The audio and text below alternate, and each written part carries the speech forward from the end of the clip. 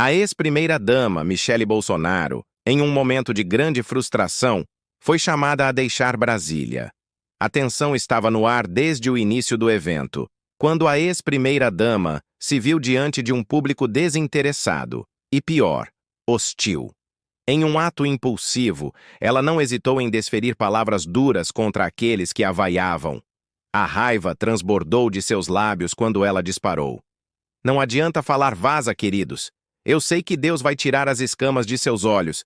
Vocês estão do lado do mal. Estão do lado do mal. Não adianta. Hoje só existem dois lados: o da verdade e o da mentira. Hoje só existe a vida e a morte. E vocês que defendem esse governo socialista, comunista, estão defendendo a morte das crianças dentro das mães. Vocês vão pagar por isso, mas Deus fará justiça. Se é verdade que a raiva tomou conta de Michele, é compreensível. Estar ali, cercada de políticos, pastores, influenciadores, tentando angariar apoio para uma causa e ver que o público era reduzido e ainda mais hostil, certamente é uma experiência desgastante. Quem, ali, realmente pensou que ela poderia lidar com a situação de outra forma? Para ela, aquilo era um golpe direto em sua própria imagem e reputação. Mas, como muitos apontaram, essa explosão de raiva revelava uma falta de maturidade em lidar com a rejeição. Como seria, então, se ela realmente decidisse disputar uma eleição para presidente do Brasil? A ideia de Michele em um debate presidencial, por exemplo, geraria mais memes do que discursos coerentes. O Brasil, já saturado de figuras políticas, talvez encontrasse mais humor em sua postura do que apoio genuíno. Aliás, a experiência política e até mesmo a vivência no Planalto indicam que a simpatia por Michele é uma exceção, não a regra. Ela foi vista como uma pessoa difícil de lidar, com uma postura que muitos consideravam intragável e desagradável. Inclusive, fontes de dentro do governo indicam que até os bolsonaristas começaram a não suportá-la. Era como se ela se colocasse acima dos outros, uma figura quase divina, como se os que discordassem dela estivessem alinhados com forças malignas, enquanto ela mesma fosse uma defensora da verdade e da justiça. Isso transparecia também na maneira como ela reagia ao menor sinal de crítica. Sua atitude parecia ser de uma pessoa convencida de que, acima de tudo, ela estava no caminho certo, ignorando as opiniões daqueles que a cercavam. No entanto, essa postura não pode ser vista sem uma certa reflexão sobre sua própria trajetória e, talvez, sobre suas motivações mais profundas. Michele parece estar, de certa forma, repetindo o que ela viveu ao lado de Bolsonaro. Sua atração por ele não era apenas política, mas também uma busca pela conquista de algo considerado inacessível, impossível. Talvez inconscientemente, ela se tenha fixado em algo que parecia estar além de seu alcance. Se sua relação com Bolsonaro fosse analisada de perto, poderia ser vista como uma representação de um desejo mais profundo de alcançar algo que, no fundo, ela sabia que não poderia controlar. A repressão de certos desejos e sentimentos frequentemente leva a uma manifestação disfarçada de raiva e hostilidade. E isso talvez explique a amargura que marcou a vida de ambos. Enquanto isso, na outra ponta do espectro político, o mundo da esquerda parecia seguir seu curso sem tantas conturbações. O presidente Luiz Inácio Lula da Silva, no cenário internacional, estava cada vez mais em evidência. O Brasil, que já vivia o caos da gestão Bolsonaro, agora se encontrava em um período de estabilização e revalidação de sua posição no cenário global. Em uma conversa descontraída sobre culinária e disputas regionais, o debate sobre a melhor maniçoba, prato típico do Pará, revelava uma realidade política mais leve, mas que ainda assim guardava o reflexo de uma disputa por supremacia. A troca de farpas entre políticos como o governador do Pará, Rui Costa, e os baianos era, de certa forma, uma metáfora das disputas mais sérias que estavam acontecendo em níveis mais altos da política. Do outro lado, a política externa brasileira ganhava destaque. Lula, ao longo de sua presidência, demonstrou habilidade diplomática ao lidar com potências como os Estados Unidos. A relação entre o Brasil e os IBES passou por uma transformação após um telefonema inesperado de Donald Trump para Lula. Esse episódio demonstrou que, ao invés de se submeter ao poder estrangeiro, o Brasil, sob Lula, se firmava como uma nação que se fazia respeitar. Entretanto, as tensões não estavam restritas ao cenário internacional. A política interna também estava em ebulição. Ciro Nogueira, sempre um estrategista da direita, declarou, em entrevista recente, que a vitória da extrema-direita nas eleições de 2026 era iminente. Ele se referiu ao legado deixado pelo governo Bolsonaro como um ponto forte, alegando que a direita ainda possuía um grande potencial de mobilização. Mas, com a experiência de 2022, muitos questionavam se suas palavras não passavam de um discurso inflamado, destinado a manter os ânimos da base bolsonarista acesos, sem qualquer reflexão real sobre os erros cometidos. Na realidade, muitos se perguntavam se Nogueira realmente acreditava em suas palavras ou se estava apenas tentando manter a esperança viva em um cenário político em que a direita, na verdade, estava mais perdida do que nunca. Afinal, quem seria o candidato da extrema-direita para 2026? Até o momento, ninguém parecia ter uma resposta concreta, e o peso do legado de Bolsonaro ainda se fazia sentir. Enquanto isso, a política de Lula, por mais contestada, parecia estar ganhando força. O presidente, com sua habilidade política, soubera conquistar o respeito tanto dos aliados quanto dos adversários. No campo popular, o governo Lula também parecia ter conquistado um novo apoio entre as massas. Onde antes havia uma maioria católica, agora, nas ruas, predominavam os evangélicos, refletindo uma mudança na configuração religiosa do país. Apesar das tensões políticas e ideológicas que dominavam o cenário nacional, a figura de Lula parecia estar se consolidando cada vez mais. Não apenas no Brasil, mas também no exterior, ele ganhava respeito, algo que era impensável no período mais turbulento de seu governo. Em contrapartida, a oposição ainda se encontrava dividida, sem um caminho claro para o futuro, e o legado de Bolsonaro parecia cada vez mais distante da ideia de uma vitória de sua ideologia. Em meio a tudo isso, surgem novas polêmicas e investigações, com a Polícia Federal realizando buscas relacionadas a membros da família de Lula, um lembrete de que, por mais que o cenário político mude, as disputas internas e os conflitos não dão trégua. Os jornais alinhados à direita, em uma tentativa de acirrar ainda mais o clima político no Brasil, trouxeram à tona uma manchete bombástica.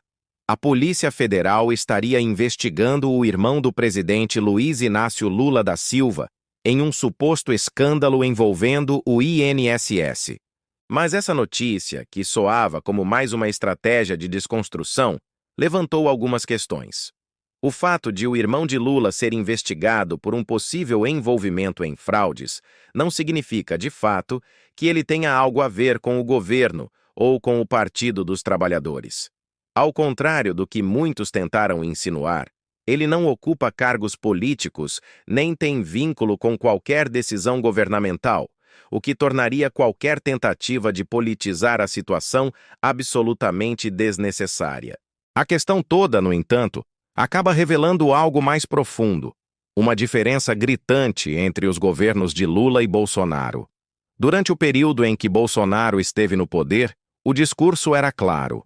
Ele não permitiria que a Polícia Federal interferisse em sua família ou em sua política.